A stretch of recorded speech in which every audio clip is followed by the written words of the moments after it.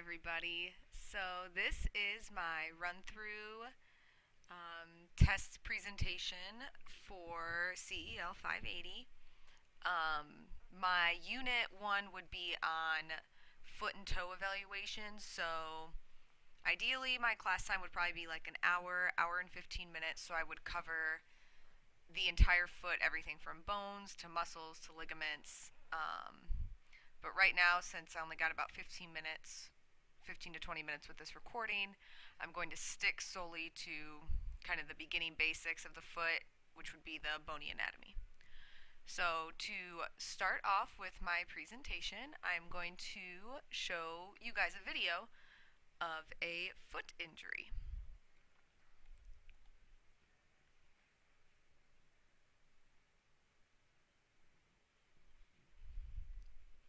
So you want to look at this foot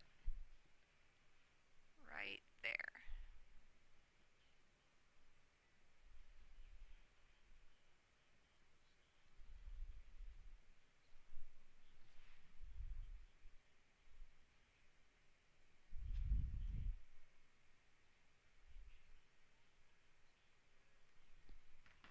So that is just a short little video that I wanted to show everybody, that just kind of gives them an introduction to foot injuries and how you would evaluate if one of your athletes came in to you with a foot injury.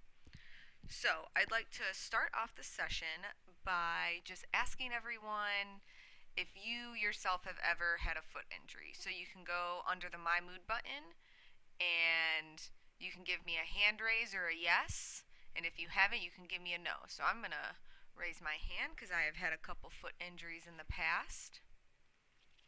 Okay. So then if everyone else will just change their mood to back to I'm fine.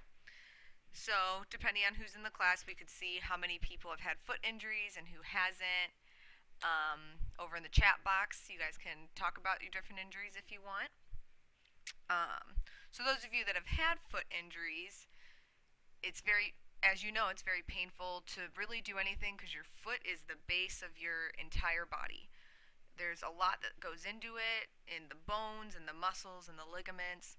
So if you hurt your foot, you are pretty much SOL because you got to be on crutches. You got to find a different way to get around because your feet are kind of crucial. So before I start the PowerPoint, I want to ask everyone a question. So I'm going to pull up my survey here. And the question is, how many bones do you think are in the foot? So I would just like everyone to take their vote. So I would give students, a couple minutes to vote. The correct answer would be 26, which is what I'm going to vote. So 1 out of 1. So I just kind of want to see where students are at in their knowledge of the foot before coming in here. So then I would move on to my PowerPoint. Open presentation. So we are talking about lower extremity evaluation, specifically in this unit, the foot and the toes. So you can see here I got two pictures, one of just general toe bruising, and the second one of some metatarsal fractures here in the third and fourth metatarsals. So the first thing you're going to do is palpate a foot if someone comes in with some pain. So some key things to remember when you're palpating.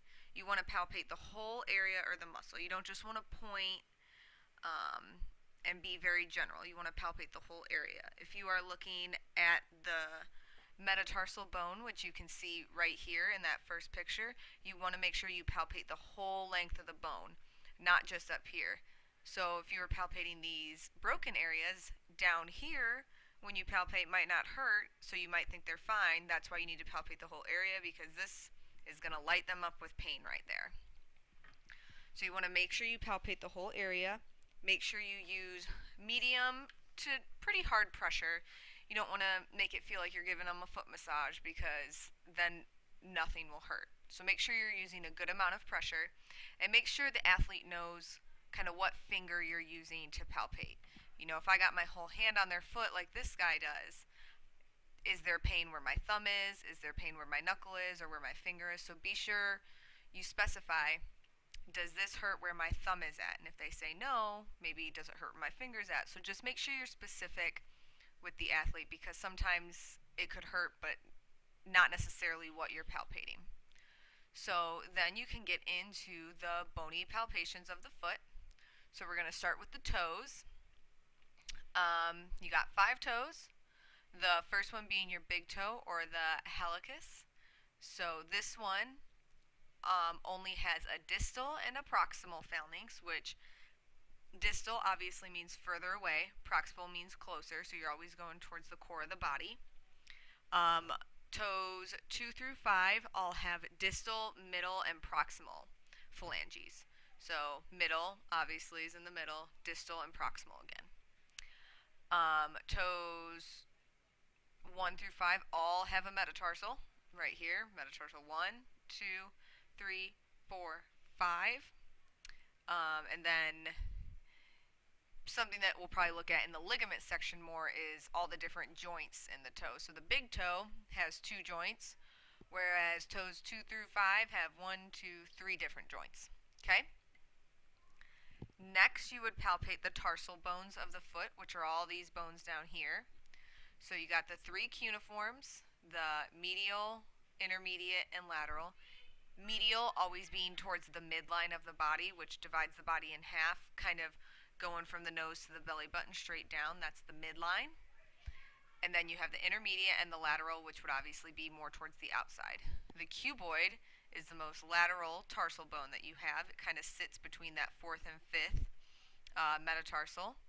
You also have the talus right here, which is just that ankle bone joint that articulates between the tibia and the fibula, which are included in the ankle, foot, lower leg. And then you also have the calcaneus, which most of you guys know is your heel bone. It's that part that just hits into the ground. So next we're going to look at it from the medial and lateral side. So this is the medial side, or the side with your big toe. So always think medial, middle, more towards the midline. So on the big toe side, you got the medial malleolus, which is on the tibia, right here, the talus, and the calcaneus. These are both, you can palpate the talus and the calcaneus on either side, but the medial malleolus is obviously only on the medial side. The lateral side would be the lateral malleolus, or off the fibula. Again, the calcaneus and the talus. The cuboid, which was that lateral tarsal bone that I was talking about in the slide before.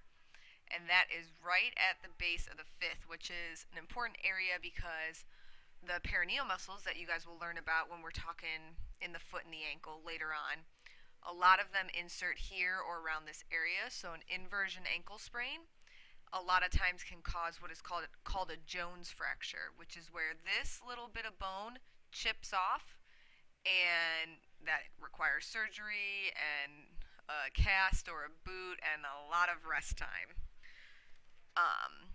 So that would be my basic PowerPoint right there. Like I said, if I had the entire hour, I would go into, after the bony palpations, I would go into the muscles and the ligaments, because in the foot there are so many little ligaments and everything that I would need a lot more time to cover those specific areas just because of the sheer amount of muscles and ligaments in the foot. So that is generally how my presentation would go. So after I did the PowerPoint slide, I would head over to the chat area and I would ask if anyone has any questions and hope that they can type them into the chat area. So somebody might ask, why isn't the second metatarsal as important as the 5th?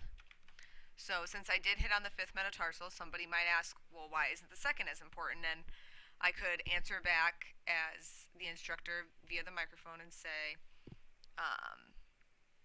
it's not as important because not as many muscles attached here. It's still a very important part of the foot, but you don't get as many issues there as you do at the base of the 5th, which is what we talked about. So then I would ask again, everyone use your My Mood button and let me know how you're feeling with the palpations, if there's anything else you would like to see. So I'm going to put yes and I'm feeling okay, or I'm going to put no.